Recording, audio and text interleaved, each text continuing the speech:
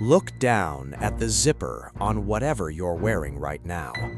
There's a good chance 3 tiny letters are stamped into the metal pull. YKK. It's probably the most seen, least known brand on the planet. This company makes more zippers than anyone else on Earth, does business in roughly 70 countries, employs over 45,000 people, and generates revenue in the billions of dollars every single year. And yet, it has spent nearly a century deliberately avoiding one thing that almost every company its size eventually does. It has never gone public. Not because it couldn't raise the money that way, not because investors wouldn't line up for the chance if it ever opened the door, because generation after generation, it chose not to. The company is YKK, and if you've never really registered the name, that's exactly the point.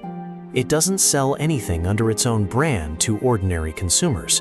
What it sells is the zipper itself, the tape, the teeth, the slider, the pull, all of it, to nearly every clothing and gear maker on the planet. Your jeans, your backpack, your winter jacket, your tent, your suitcase, your workwear, there's a strong chance the fastener holding it together came from this one company. YKK operates in around 70 countries, employs over 45,000 people, and by most estimates, makes more zippers than any other company in the world, across a business that spans nearly every corner of the globe, every climate, every clothing category, except, curiously, the one place almost every company its size eventually ends up, the stock exchange. To understand why this company thinks the way it does, you have to go back to its lowest moment. YKK's founder, Tadao Yoshida, was born in 1908 in a small coastal town in Japan. In 1934, at 25 years old, he started a small business in Nihonbashi, in the middle of Tokyo, dealing in fastener parts under the name Sanyo Shokai. 4 years later, in 1938, he built a small factory in Komatsugawa, on the eastern edge of the city, and business slowly grew. Then, in 1945, American firebombing raids burned much of Tokyo to the ground, and Yoshida's factory burned down along with it, every machine and every fixture lost in a single night.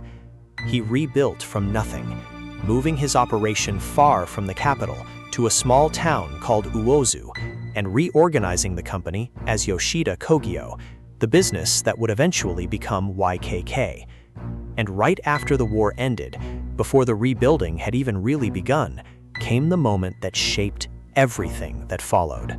This story comes directly from YKK's own official company history, published in Japanese on its corporate site, the founder's own memoir of what happened. When the occupying authorities reopened trade after the war, an American buyer visited Yoshida's rebuilt factory looking for suppliers.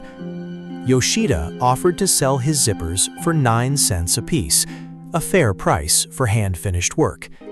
The American looked at what Yoshida was making by hand and then offered to sell Yoshida something better instead, made on automatic machines back in the United States, for 7 cents 40, cheaper, faster to produce, and higher quality than anything Japan's fastener industry could make by hand at the time. Yoshida asked the other domestic fastener manufacturers to join him in importing machines and modernizing together, pooling the cost so the whole industry could catch up at once. They refused, unwilling to spend the money or share the risk. So Yoshida did it alone, on his own capital, at his own risk, importing the machines himself with no partners to share the bet. That humiliation became an obsession. Yoshida didn't just buy foreign machines to catch up and match what the Americans were offering. He decided that if his company was ever going to truly compete, it needed to control absolutely everything upstream. Inside YKK, but building the machines that made the machines, and refining the raw brass, aluminum, and thread that went into them in-house from scratch. Nearly everything, from raw material to the finished product zipped into your jacket, would be made under YKK's own control at every stage of the chain. It was slower and far more expensive to set up than simply buying components from outside suppliers, the way every competitor did and still does. But it gave YKK a level of quality and cost control that outside competitors, all buying the same parts everyone else could buy, simply couldn't match. Within a generation, that single decision, made in direct response to one humiliating sales pitch from an American buyer, had built YKK into the dominant fastener maker in its home market and the foundation for everything that came after. But total self-reliance could easily have curdled into pure ruthlessness. A company obsessed only with controlling its own supply chain at everyone else's expense. Instead, Yoshida built a second principle right alongside it. As a boy, he'd read the autobiography of the American steel magnate Andrew Carnegie, and one idea stuck with him for life: that wealth hoarded by one party at everyone else's expense doesn't last and eventually collapses under its own weight. Yoshida turned that into YKK's founding philosophy, a phrase still printed in the company's materials today: the cycle of goodness. The idea is simple to say and hard to practice. Whatever value the company creates has to be split three ways: between its customers, its business partners and suppliers, and its own employees and management. Not maximized for one side at the expense of the others, the way a shareholder-first company almost has to operate. Split deliberately between everyone who helped create it. And Yoshida moved fast on the international side of that philosophy too. As early as 1959, barely a decade after rebuilding from the war, YKK exported an entire factory to India and opened its very first overseas subsidiary in New Zealand, decades before global expansion became standard practice for Japanese manufacturers. That combination, obsessive self-sufficiency plus a philosophy of shared benefit, scaled remarkably well over the following decades. By the time Yoshida died in 1993, at the age of 84, his company had operations in 45 countries and roughly 45% of the entire global fastener market, the largest share any single company had ever held in that industry. Today, under his son and current chairman, Tadahiro Yoshida, it's grown even larger. More than 70 countries, over 45,000 employees, annual revenue in the ballpark of 900 billion yen, and tens of billions of yen in profit every year, according to the company's own most recent public disclosures. It is, by any reasonable measure, the largest zipper maker on Earth, full stop. And through every stage of that growth, from a burned-down factory in 1945 to a 70-country global operation today, the company has done something almost no business of its size does. It has never listed its shares on a stock exchange. Not out of secrecy, YKK actually discloses its finances about as openly and regularly as a publicly traded company would. It simply refuses to sell ownership of itself to outside shareholders. Why would the world's largest zipper maker turn down the easiest way to raise huge amounts of capital, the way nearly every company its size eventually does? The company's current chairman, Yoshida's own son, has explained the logic directly. Social trust, he says, isn't something you buy by listing on an exchange and putting your ticker symbol on a screen. It's something you build yourself, slowly, through decades of reliable business behavior. And when YKK needs capital to expand, it borrows it from banks on the strength of that trust, rather than issuing new shares to outside investors who would then own a piece of the company. The advantage isn't really financial, at least not directly. It's about time.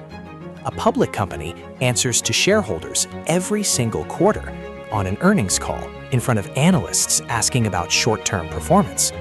A private company answers to no one but its own philosophy.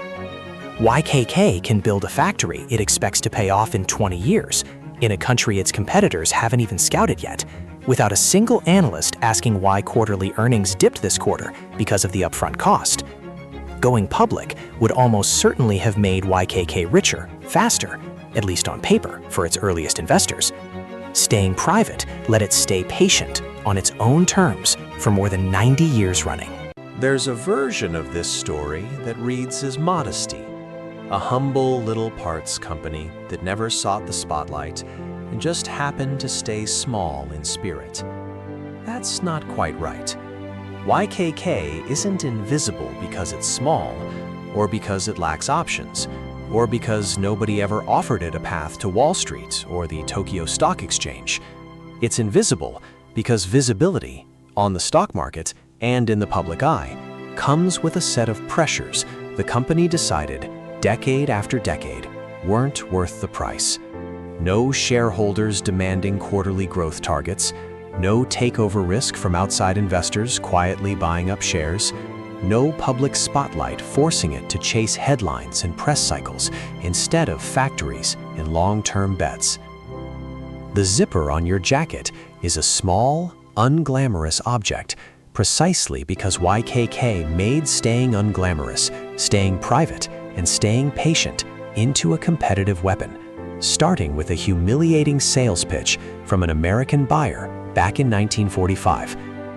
In an economy obsessed with going public, growing fast, and being seen, the biggest zipper maker on Earth quietly proved that disappearing on purpose can be its own kind of dominance.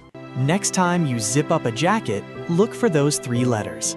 The world's largest fastener company, built out of a wartime humiliation, powered by a philosophy of shared benefit, and deliberately, permanently invisible on any stock exchange. Subscribe for the next one.